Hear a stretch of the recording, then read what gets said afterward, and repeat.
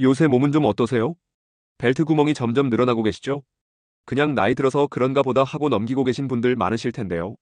지난주에 68살 환자분이 응급실로 실려왔어요. 갑작스럽게 가슴이 답답하고 숨이 안 쉬어진다고 하시더라고요. 검사해보니 급성 심근경색이었습니다. 그런데 이 환자분, 특별한 기저질환은 없었어요. 다만 최근 2년 동안 뱃둘레가 20cm 가까이 늘어났었거든요.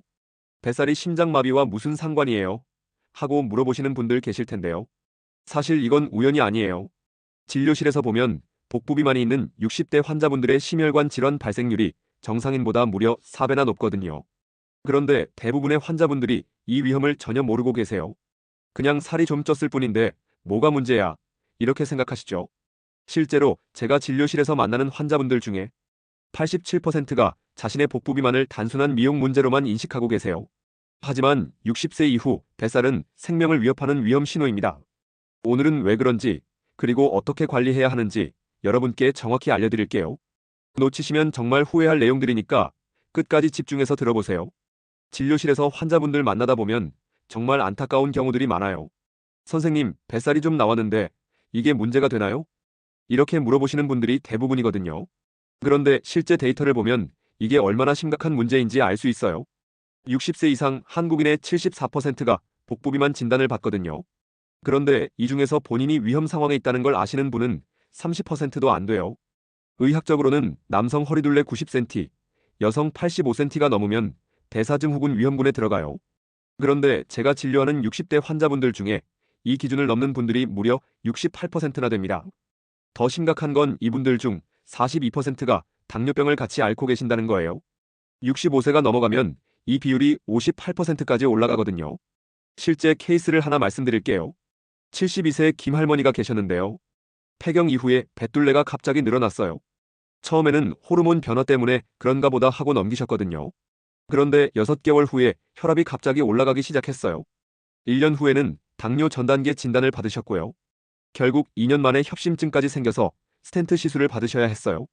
또 다른 환자분은 75세 박 할아버지셨는데요. 뱃둘레가 110cm가 넘었는데도 그냥 나이 들어서 그런 거 아냐 하고 계셨거든요. 그러다가 어느 날 갑자기 가슴이 찢어질 듯이 아프다며 응급실에 오셨어요. 급성 심근경색이었습니다. 다행히 빨리 치료받아서 생명은 구하셨지만 정말 아슬아슬했어요. 왜 이런 일이 생기는 걸까요?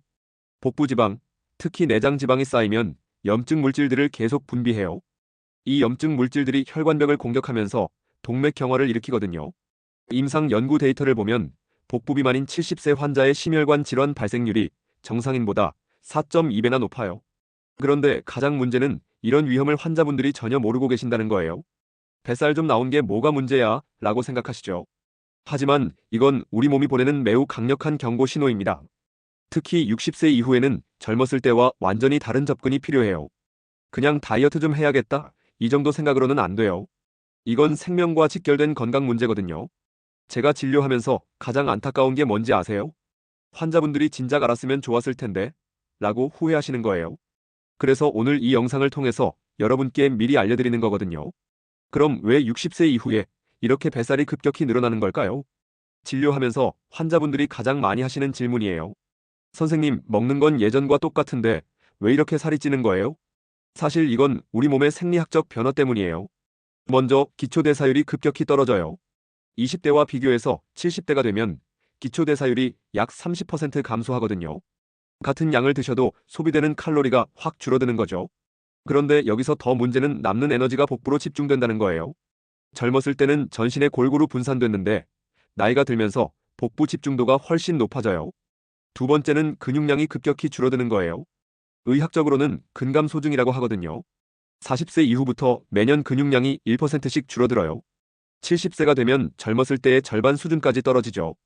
근육은 우리 몸에서 가장 많은 에너지를 소비하는 조직이에요. 근육이 줄면 자연히 지방 연소 능력도 떨어지게 되는 거죠. 세 번째는 호르몬이 급격히 변해요. 남성분들은 테스토스테론이 매년 1%에서 2%씩 감소해요. 이 호르몬이 근육 유지와 지방 분해에 아주 중요한 역할을 하거든요. 테스토스테론이 줄면 복부 지방이 급격히 증가하게 돼요. 여성분들은 폐경과 함께 에스트로겐이 급격히 줄어들면서 지방 분포가 완전히 바뀝니다. 젊었을 때는 엉덩이, 허벅지에 저장되던 지방이 이제는 복부로 집중되는 거죠. 네 번째는 인슐린 저항성이 늘어나는 거예요. 나이가 들면서 우리 몸의 세포들이 인슐린에 대한 반응이 둔해져요. 혈당 조절이 어려워지고 남는 당분들이 지방으로 전환되어 복부에 축적되는 거죠. 이런 환자분들 정말 많이 봐요. 선생님, 단 것도 별로 안 먹는데 왜 혈당이 계속 올라가요? 사실 나이 자체가 인슐린 저항성을 높이거든요. 다섯 번째는 생활 패턴이 완전히 바뀌는 거예요. 퇴직하시고 나서 활동량이 급격히 줄어들어요. 하루 소비 칼로리가 현저히 감소하죠. 의자에 앉아있는 시간이 늘어나고 근육 사용량이 줄어들어요. 여섯 번째는 스트레스 호르몬이 늘어나는 거예요. 60세 이후에는 건강 걱정, 경제적 불안, 가족 문제 등으로 스트레스가 많아져요. 만성 스트레스 상태가 되면 코르티솔이라는 호르몬 분비가 늘어나거든요. 코르티솔은 복부지방 축적을 직접적으로 촉진하는 호르몬이에요. 실제로 스트레스가 심한 환자분들 보면 뱃살이 유독 많이 나와 있어요. 일곱 번째는 잠을 제대로 못 주무시는 거예요. 60세 이후에 깊은 잠을 자지 못하시는 분들이 정말 많거든요. 수면 부족은 식욕 조절 호르몬의 균형을 깨뜨려요. 렙틴이라는 포만감 호르몬은 줄어들고 그렐린이라는 식욕 증진 호르몬은 늘어나요. 결과적으로 식욕이 증가하고 특히 고칼로리 음식에 대한 욕구가 강해져요. 여덟 번째는 장내 미생물이 바뀌는 거예요. 최근 연구에 따르면 나이가 들면서 장내 유익균이 줄어들고 해로운 균이 늘어나거든요. 이런 변화가 만성염증을 유발하고 지방 축적을 촉진한다고 알려져 있어요. 마지막으로 약물 복용의 영향이에요.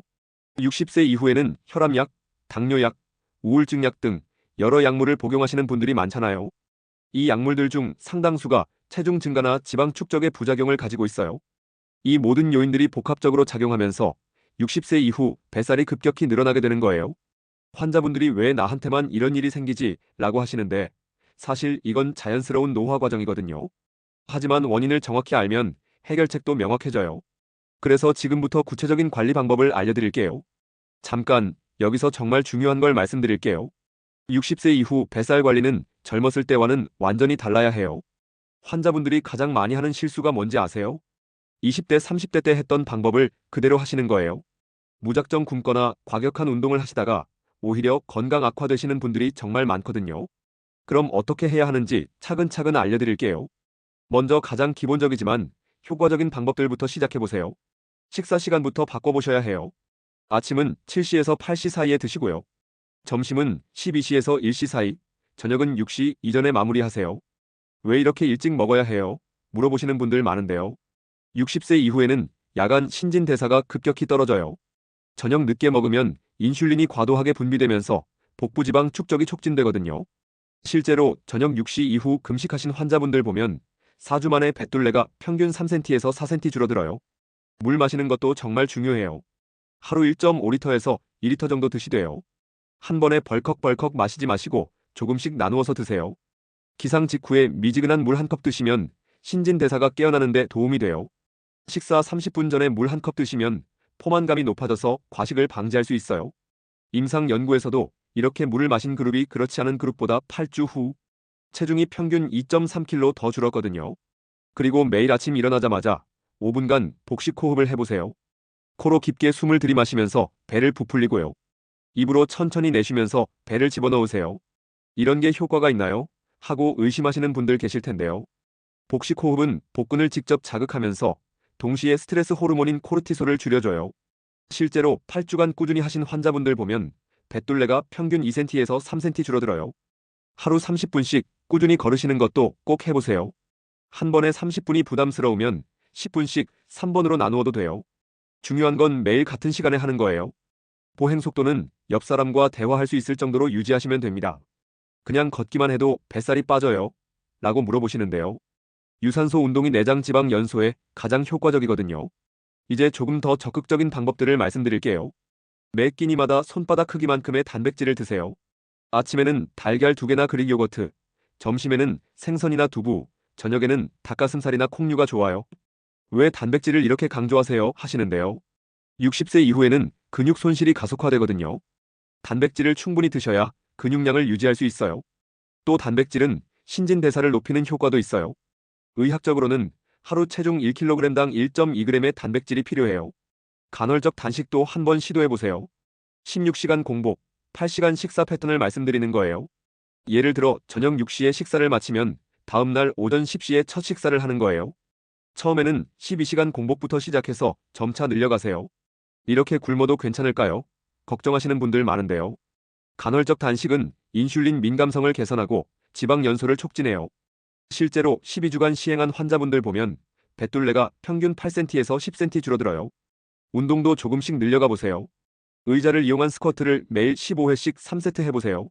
의자에 앉았다 일어서는 동작을 천천히 반복하시면 돼요. 허벅지와 엉덩이 근육을 강화하면 전체적인 근육량이 늘어나거든요. 벽을 짚고 하는 팔굽혀펴기도 추천해요. 매일 10회씩 3세트면 충분합니다. 엘리베이터 대신 계단을 이용해 보시는 것도 좋아요.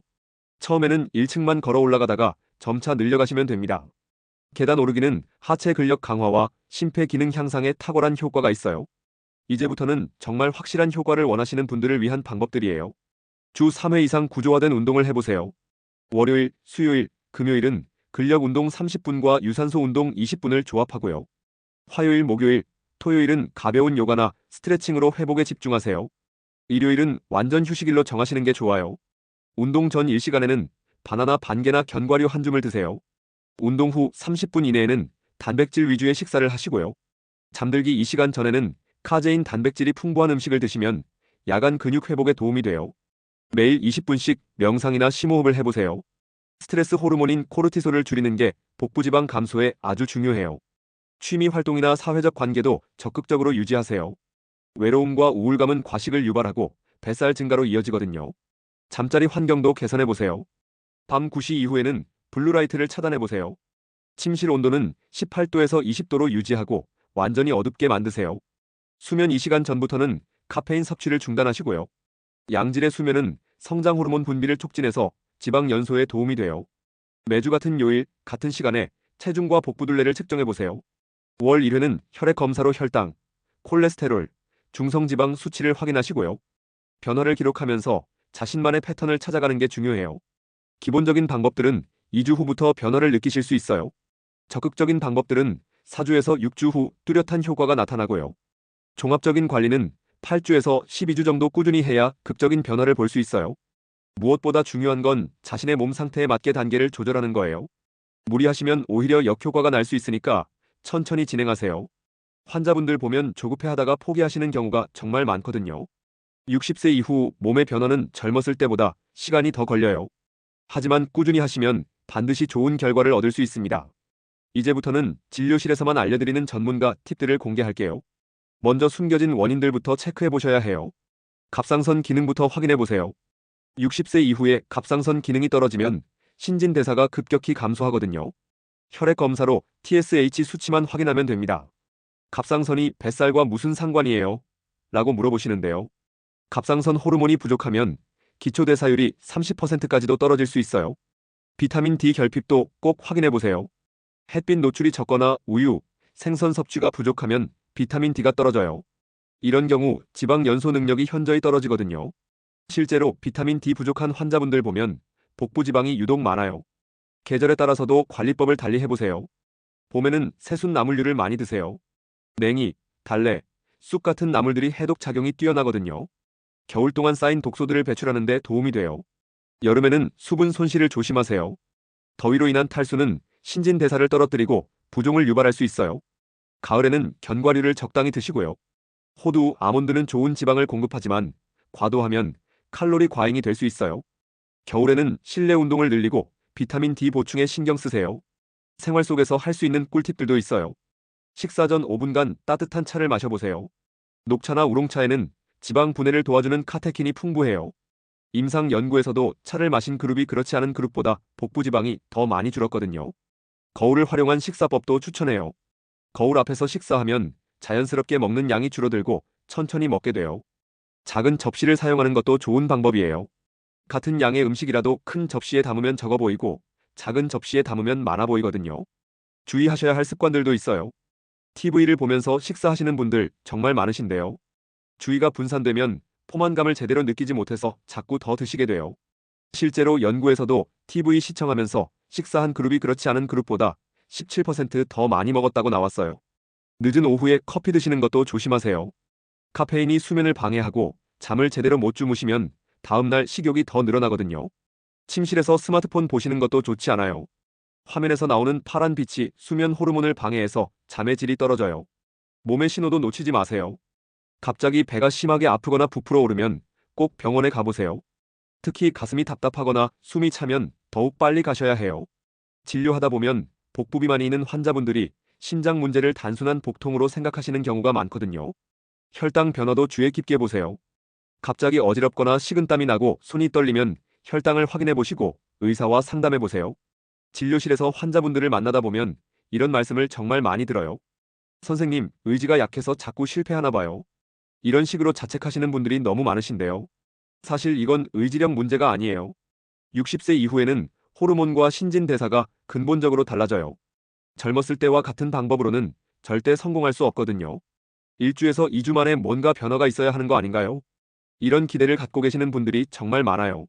그런데 60세 이후 몸의 변화는 최소 4주에서 6주는 기다려야 해요. 조급해 하시다가 효과가 없네 하고 포기하시는 거죠. 헬스장 등록했는데 몇 번 못 가고 그냥 포기했어요. 이런 환자분들도 많이 봐요. 집에서 할 수 있는 간단한 운동만으로도 충분히 효과를 볼 수 있는데 말이에요. 아예 안 먹으면 빨리 빠지겠죠? 이렇게 생각하시는 분들 계시는데요. 무작정 굶으시면 근육이 먼저 빠지고 기초대사율이 떨어져요. 나중에 더 살이 찔 수 있어서 위험하거든요. 가족들이 나이 들면 원래 그런 거야 라며 포기하라고 하시는 경우가 많아요. 너무 신경 쓰지 마 라고 말씀하시지만 건강은 포기할 수 없는 문제잖아요. 좋은 음식 사 먹고 운동시설 이용하려면 돈이 많이 들겠네요. 이런 걱정하시는 분들도 계시는데요. 사실 돈 안 들이고도 충분히 관리할 수 있는 방법들이 많아요. 현재 우리나라 의료 시스템은 질병이 생긴 후에만 치료에 집중해요. 예방과 관리에 대한 체계적인 도움을 받기 어려운 게 현실이거든요.